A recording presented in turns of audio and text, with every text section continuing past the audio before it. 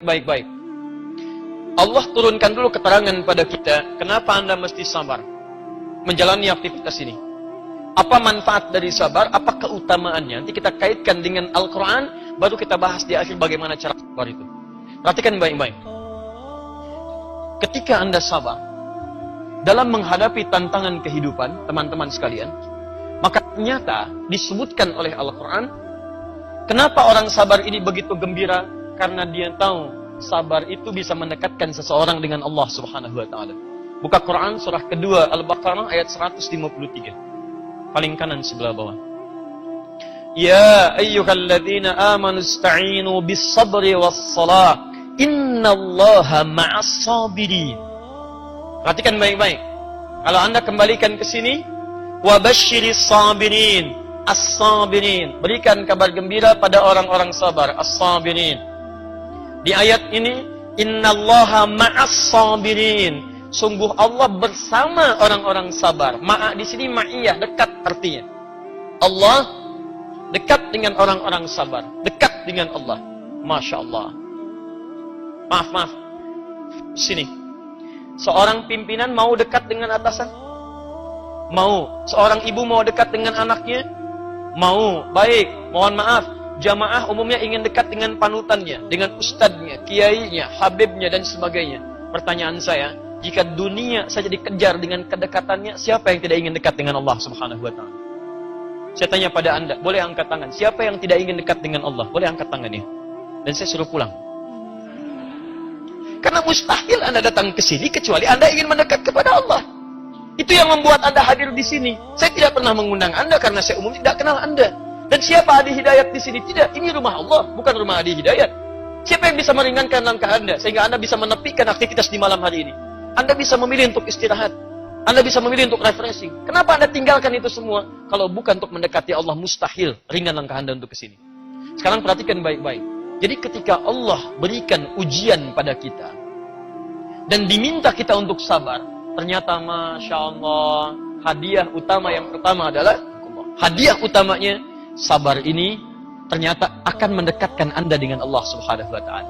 Jadi ketika Allah turunkan ujian kepada Anda, sebetulnya bukan ingin membuat Anda bermasalah, tapi akan mendekatkan Anda kepada Allah Subhanahu wa taala. Hei yang mau dekat, sini, saya berikan ya. Dengan itu dekat dengan saya. Dengan itu dekat dengan saya. Paham sampai sini? Kalau setiap orang diuji paham bahwa dengan ujian dia bisa lebih dekat dengan Allah, saya kira mustahil ada orang-orang yang menolak ujian itu. Mau dekat dengan Allah? Saya buat persamaan. Dekat dengan Allah sama dengan senang ujian. Ujian sama dengan masalah.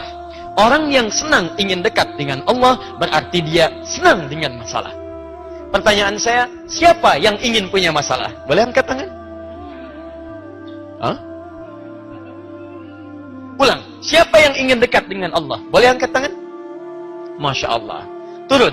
Siapa yang ingin punya masalah? Anda ini nggak konsisten. Kalau Anda ingin dekat dengan Allah, artinya Anda harus senang dengan masalah. Karena jalan menuju Allah itu dengan masalah. Kalau nggak ada masalah, bagaimana ada pahalanya? Kalau tidak ada masalah, bagaimana membangun kedekatannya? Siapa yang ingin masuk SMP, dia harus dengan melewati ujian. Siapa yang mau masuk kampus, dia harus tes dulu. Mustahil masuk kampus kalau nggak ada tes untuk mengawalinya. Jadi artinya orang yang ingin masuk ke kampus, dia sudah siap dengan ujian dan tesnya. Paham? Ingin punya masalah atau tidak? Ayo, renungkan sampai malam nanti ya. Sekarang, perhatikan sini. Saya belum sampai pada ahli Quran. Nanti ada yang paling dahsyat yang ingin saya sampaikan. Sekarang, persamaan berikutnya. Lihat. Hidup sama dengan aktivitas. Aktivitas sama dengan ujian. Ujian sama dengan sabar. Sabar sama dengan dekat dengan Allah Subhanahu wa taala. Orang yang hidup, yang ingin dekat dengan Allah, dia pasti akan menerima ujian. Dan dia senang dengan ujian. Fokus. Kalau dekat dengan pimpinan, akses mudah tidak? Mudah ya? Fasilitas lengkap tidak? Lengkap, Masya Allah. Perhatikan baik-baik. Kalau orang dekat dengan Allah, apa yang tidak mudah bagi Allah? Makanya ketika ada orang dekat dengan Allah, surganya pun spesial. Saking dekatnya, semua malaikat diminta menyambut orang-orang ini di semua pintu surga. Semuanya. Dan hebatnya, orang yang lulus ini nanti ada yang bisa membawa bapaknya, membawa pasangannya, membawa keluarganya, anak cucunya, dirangkul untuk masuk ke dalam surga. Dan ketika masuk ke dalam surga, Allah perintahkan malaikat untuk menyambut mereka semua di setiap pintu surga. Saking dekatnya dengan Allah, semua malaikat diperintahkan. Perhatikan baik-baik. Quran surah 13, ayat ke-24-nya. Kalau mau dibuka dari ayat 23, silahkan. Jannatu adnin yadkhulunaha. Ada orang-orang yang akan masuk ke dalam surga Aden. Wa man salaha min abaihim, dan dia menarik bapak-bapaknya yang saleh. Maksudnya bapak-bapaknya dia, ya, yang barangkali mohon maaf amalnya biasa-biasa tapi sering meninggalkan maksiat, tarik sama anaknya. Fokus. Wa azwajihim, pasangan-pasangannya. Nanti kita lihat amalannya apa orang ini. Jadi kalau suami narik istrinya, istri narik suaminya sepanjang tidak melakukan dosa besar. Wa dzurriyyatihim, dan anak keturunannya. Jadi ada aulad, ada dzurriyyah, itu beda. Kalau aulad itu anak langsung. Quran surah kedua Al-Baqarah ayat 233, paling kanan sebelah bawah. Seorang ibu menyusui anaknya, bahasanya aulad. Wal walidatu yurdi'na auladahunna. Ibu memberikan ASI pada anak yang baru dilahirkannya. Berikan ASI-nya. Itu aulad namanya. Tapi kalau dzurriyyah, anak Anda punya anak lagi, punya anak lagi, punya anak lagi. Sampai kehidupan berakhir, keturunan Anda ada. Dia muslim, dia beriman pada Allah, meninggalkan dosa besar. Itu bisa dirangkul. Maksud saya, ada keluarga besar, semuanya masuk ke dalam surga. Pada saat itu Allah perintahkan malaikat sambut mereka di setiap pintu surga. Perhatikan bahas saya belum sampaikan pada Anda apa amalan keluarga besar ini. Tapi yang mau saya sampaikan, kalimat sambutan malaikat dibuka dengan kalimat, lihat ayat 24-nya. Salamun alaikum bima sabartum. Selamat, kalian bisa masuk surga karena sabar saat menjalani kehidupan di dunia itu. Sabar. Ternyata sabar itu saat Allah hadirkan di dunia lewat persoalan-persoalan hidup. Masalah itu bukan menjadikan hidup Anda bermasalah, bukan. Tapi ternyata masalah itu bisa mengantarkan Anda ke surga terbaik yang Anda bisa masuki. Siapa di antara antum yang tidak mau disambut oleh para malaikat? Siapa yang tidak ingin dekat dengan Allah? Dan ahli sabar masuk surganya spesial. Disambut semua malaikat, dikatakan salamun alaikum bima sabartum. Wal malaikatu yadkhuluna alaihim min kulli babin. Malaikat masuk kepada mereka, menyambut di setiap pintu surga. Salamun alaikum bima sabartum fa ni'ma uqbad dar. Selamat ya, bisa masuk ke sini, tempat yang paling enak dan abadi. Kalian telah sabar saat di dunia. Jadi, perhatikan. Fokus ke sini. Apa hubungan dengan para penghafal Al-Qur'an? Jika urusan dunia saja yang bisa membuat Anda lancar dalam urusan kehidupan dunia, bisa mendekatkan Anda dengan Allah, disambut di surga, maka bagaimana dengan orang-orang yang menghafal Al-Quran? Bukankah Al-Quran firman Allah? Otomatis Anda menghafal firman-Nya, artinya Anda mencoba mendekat jauh kepada Allah dibandingkan yang lainnya. Ada orang ingin dekat dengan Allah, tapi lewat dunia, cari pekerjaan yang halal, lewat rumah tangga, lewat belajar. Yang ini mendekat kepada Allah lewat kalamnya langsung, dia hafalkan kalam Allah subhanahu wa ta'ala. Jadi kalau aktivitas biasa saja butuh sabar, apalagi menghafal Quran. Paham maksudnya? Jadi kalau kita datang ke sini aja sabar, bekerja aja sabar, sekarang pencuri aja sabar, Pak. Pencuri bisa sabar. Saya sering ilustrasikan, ada 3 orang nih. Satu bosnya, yang kedua anak buahnya, yang ketiga anak baru nyuri. Sedang praktek. Tiba-tiba yang baru sedang diuji, nyuri motor. Begitu mau nyuri agak kesulitan. Bos, susah. Kata bosnya, sabar, terusin, sabar. Orang nonton bola bisa sabar. Nunggu sampai malam. Wah, MU nih, MU lawan Sevilla. Masya Allah. Padahal 0-0. Coba cek, saya nggak nonton, nggak ada kerjaan. Walaupun saya tahu hasilnya. Madrid menang 3-1 lawan PSG kemarin. Kira-kira Neymar yang mau masukin, ternyata bukan. Masya Allah, pertama PSG 1-0, dibalas kemudian oleh Ronaldo. Penalti sih, bolanya agak ngangkat dikit, agak aneh juga tuh. Belum lihat udah ngangkat ya. Saya tahu saya. Tapi saya nggak nonton, nggak ada kerjaan beneran. Kedua pakai dengkul ya. Ketiga kemudian Marcelo, ya operan kemudian dari kiri, set diterima langsung tembak. Apa saya? Tapi saya tidak nonton, nggak ada kerjaan. Nggak ada kerjaan, ngabisin waktu di situ. Kenapa? Anda bisa sabar nonton bola. Kenapa Anda nggak bisa sabar dengan tahajud? Orang maksiat bisa sabar. Kenapa Anda taat tidak bisa sabar? Dan kesabaran tertinggi adalah kesabaran saat menghafal firman Allah Subhanahu wa taala. Karena Anda langsung berhadapan dengan Sang Pencipta di situ, menghafal firman-Nya. Kalau urusan untuk dunia bisa sabar, kenapa urusan untuk firman Allah kita tidak bisa sabar? Makanya orang-orang yang sabar dari penghafal Quran diberikan ayat spesial di dalamnya. Perhatikan baik-baik. Buka Quran surah 13 tadi, ayat 23 sampai 24. Tinggalkan bolanya. PSG menang, PSG menang, PSG menang, menangis. 3-1. Jadi Persija menang kemarin dia 3-0. Baik. Alhamdulillah. Persija itu mana ya? Jakarta ya? Ah, Jakarta. Alhamdulillah. Gubernurnya siapa? Ah, alhamdulillah. Halo? Sudah di sini. Sini sudah. Di sana ada Real Madrid, di sini ada Real Masjid. Di sana ada best player, di sini ada best player. Di sana main, sini sholat. Di sana Madrid, sini masjid. Kita ada tawaran, siapa yang mau mendekat kepada Allah Subhanahu wa taala? Sekarang perhatikan. Quran surah ke-13 ayat 23. Lihat ayatnya. Bukankah di situ disebutkan jannatu adnin yadkhuluna? Ada orang-orang yang masuk surga Aden. Masya Allah. Indah sekali. Jannatu adnin yadkhuluna.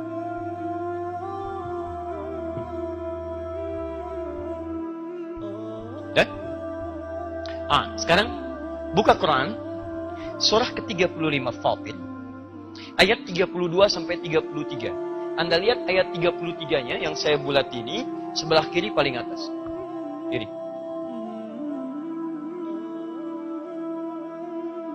Ada? Sudah? Coba lihat ayat 33-nya langsung dulu, langsung. Di ayat 2 Quran surah 13 ayat 23 disebut jannatu adnin yadkhulunaha. Di Quran surah 35 Fatir ayat 33 kalimat yang sama jannatu adnin yadkhulunaha. Ada?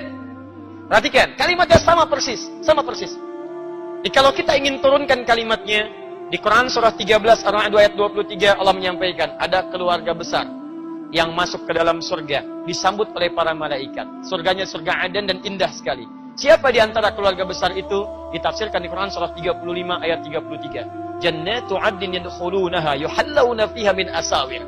Ada orang-orang yang masuk surga Aden sekeluarga besar, tapi bukan kalangan biasa. Bukan kalangan biasa.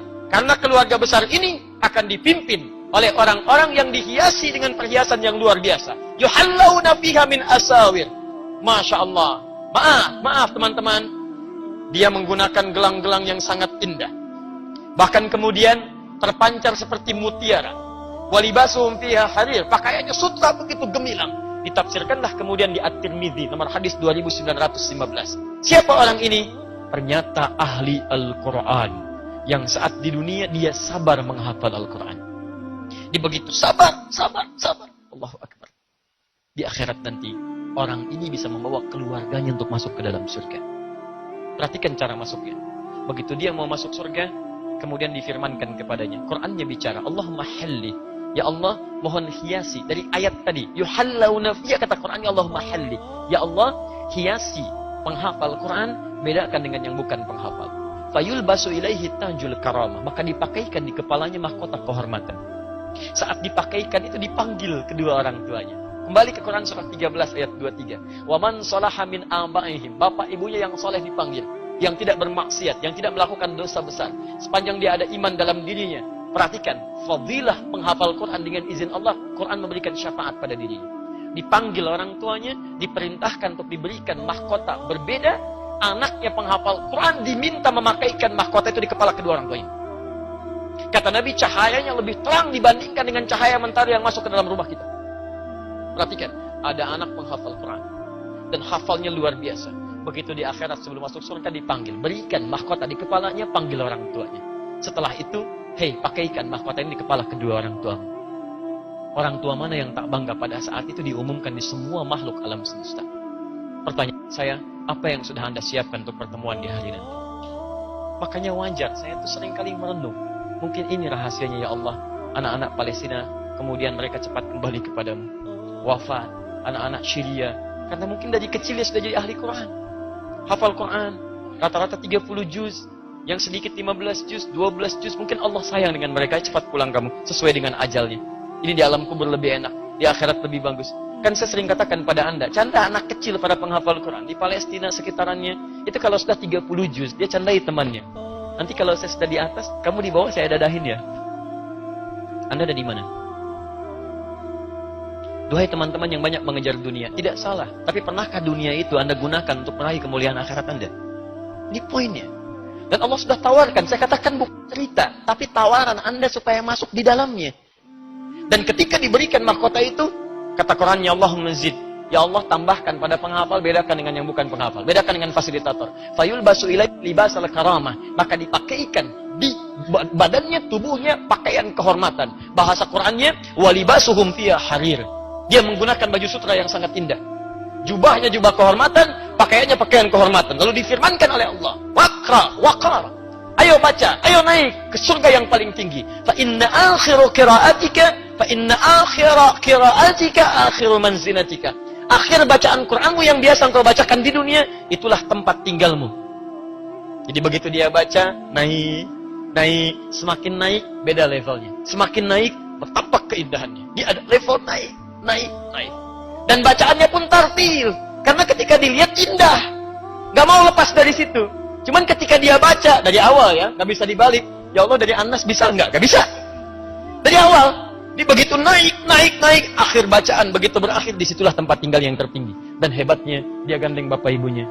Kalau dia suami gandeng istrinya. Kalau dia istri gandeng suaminya. Dan dia gandeng keturunan-keturunannya. Sekarang pertanyaannya, ada tawar dari Allah untuk memasukkan Anda satu keluarga besar ke situ. Hadiahnya besar. Kalau hadiahnya cuma power bank, barangkali nggak terlalu sabar Anda. Tapi ini surga, chestnya mesti kuat. Karena itu jangan salah ketika Allah tawarkan kita untuk menghafal. Anda mesti sabar di dalamnya. Karena ujian penghafal Quran lebih banyak dibanding yang lain. Ada ujian kita pesimis, ada tiba-tiba malas, ada tiba-tiba nggak ada waktu. Ingat baik-baik. Ketika Anda menghadapi tantangan seperti itu, bayangkan ayat-ayat surganya. Begitu menghafal Al-Baqarah 282 panjang. Baru dilihat udah panjang. Ya Allah. Bismillah. Ibu saya ya Allah. Saya ingin menghafal untuk ibu saya. Untuk saya ya Allah. Saya ingin surga ya Allah.